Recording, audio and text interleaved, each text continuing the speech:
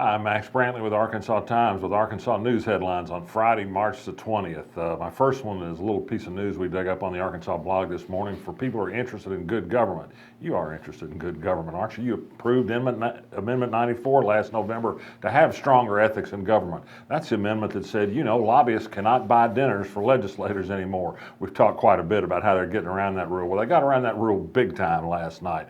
I found out that the fancy dress soirees that were held at the old State House and the Marriott Hotel last night for the House Speaker and the Senate President were paid for by lobbyists soliciting money for other lobbyists, but having the checks written to the state Republican Party, who was nominally the host for the evening.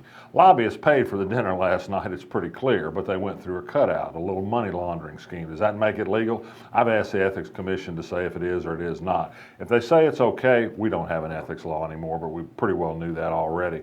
Speaking of constitutional amendments, legislative leaders told reporters yesterday that there would be no constitutional amendments sent to the ballot this time.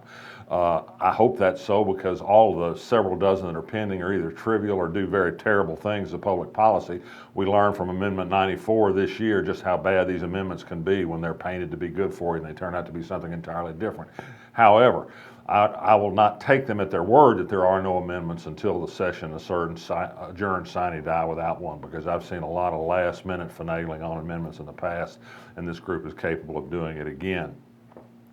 We heard another battle over Robert E. Lee this morning in a committee session, and once again, Robert E. Lee won. He didn't win the Civil War, but he's winning the battle in Arkansas 150 years later to have a holiday shared with Martin Luther King. The debate was cut off when a Republican who said she's just sick and tired of hearing about this stuff called a quorum call. There weren't enough members present, and that was the end of it for the day.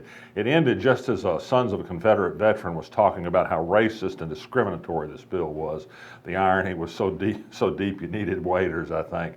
Also, the House today, in a busy session, has passed two bills aimed at, number one, making a felony of rehoming, that is, giving away adopted children to another home, and also to provide adoptive services to people who encounter difficult adoptions when they adopt children from the state. These are both a result of our story about Justin Harris giving away two children to a man who later abused one of those children. He voted for both these bills. These bills are not retroactive, of course. They won't make what's happened in the past a felony. There's news this morning that the county judge in Pulaski County, Barry Hyde, and Mayor Little Rock, Mark Stodola, seem to be very unhappy about the potential that the Quapaw tribe of Oklahoma might seek to develop a casino on land it's purchased near the Little Rock port. We reported on this earlier in the Arkansas Times. They've made an application to have this land converted into federal trust land. That makes it tax-free. It makes some money available to tribes for economic development. I think the tribe is looking at developing a casino there. The federal law says that an Indian tribe can have the kind of gambling that is already legal in the state and other places. We have two casinos in Arkansas. I don't really understand why the county judge and the mayor are against a hotel and resort development that can employ hundreds of people. Unless they're working in the interest of casinos in West Memphis and Hot Springs, you'd think they'd be working in the interest of Little Rock, but not so far in this case. Yesterday, this session was taped just as the Arkansas Supreme Court was deciding to put a halt to the lawsuit over the takeover of the Little Rock School District.